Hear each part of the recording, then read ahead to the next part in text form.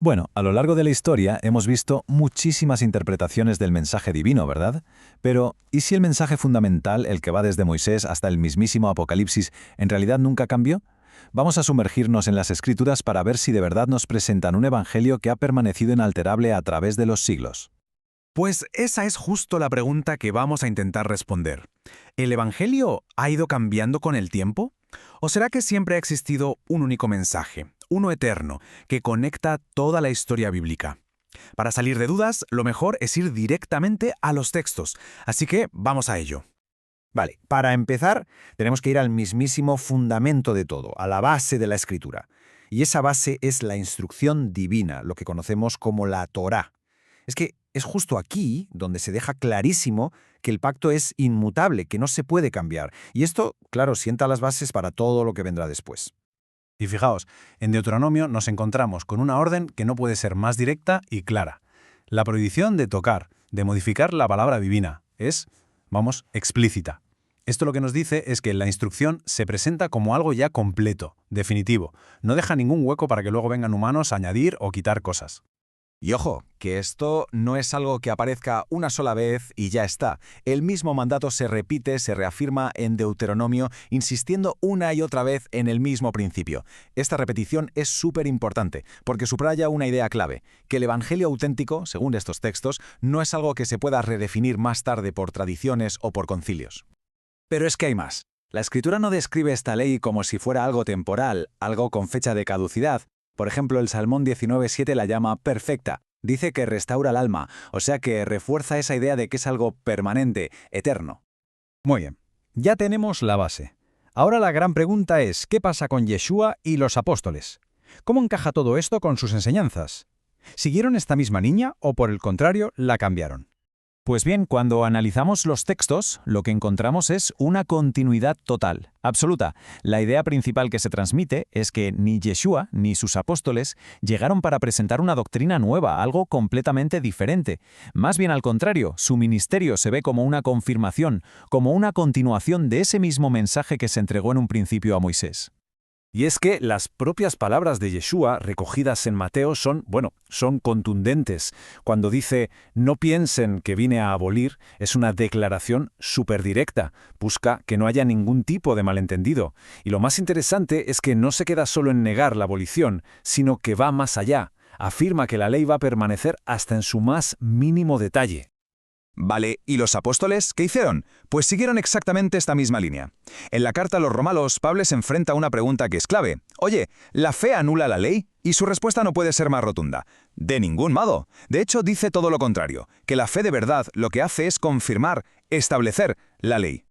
Y quizá uno de los argumentos más claros, más explícitos de todos, lo encontramos en la carta a los Hebreos. Allí se afirma que las buenas nuevas, o sea, el Evangelio, no son algo exclusivo de la época de los apóstoles. No. Dice que ese mismísimo mensaje ya se le anunció a la generación de Israel que estaba en el desierto. Y la diferencia, según el autor, no estaba en el mensaje en sí, sino en cómo respondieron a él. No lo mezclaron con fe. A ver, un momento. Si la ley no se abolió, entonces, ¿a qué se refiere la Escritura cuando habla de un cambio de ley?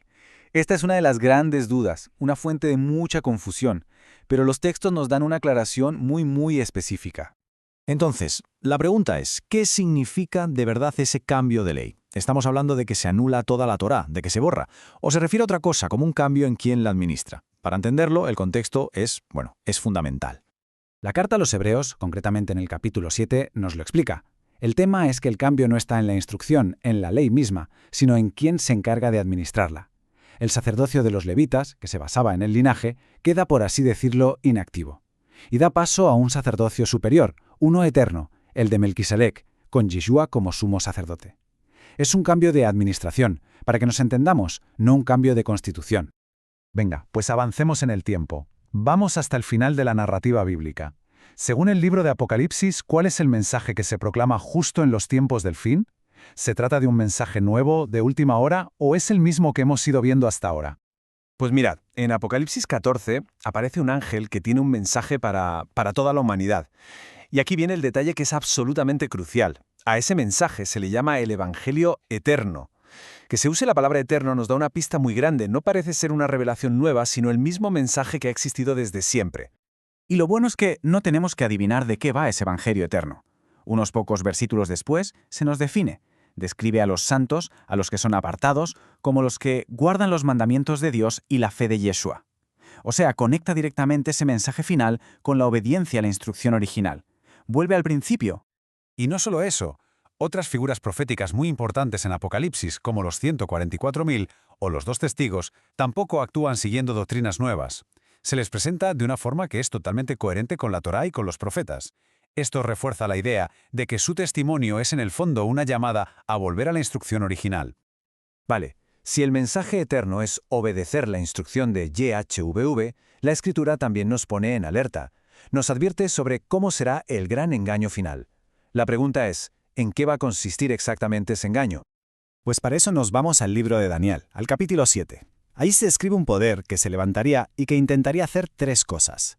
Y para lo que estamos analizando, nos interesa sobre todo el tercer punto, su intención de cambiar los tiempos y la ley.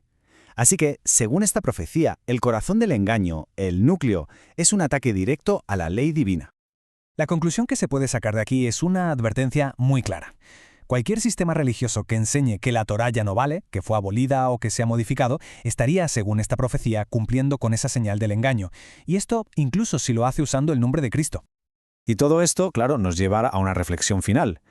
Si, como hemos visto a través de los textos, el Evangelio se presenta como un mensaje eterno, que no cambia, que está basado en la instrucción divina, entonces la pregunta que cae por su propio peso es, ¿cómo encajan las diferentes formas de fe que vemos hoy en día con este patrón que nos muestra la Biblia?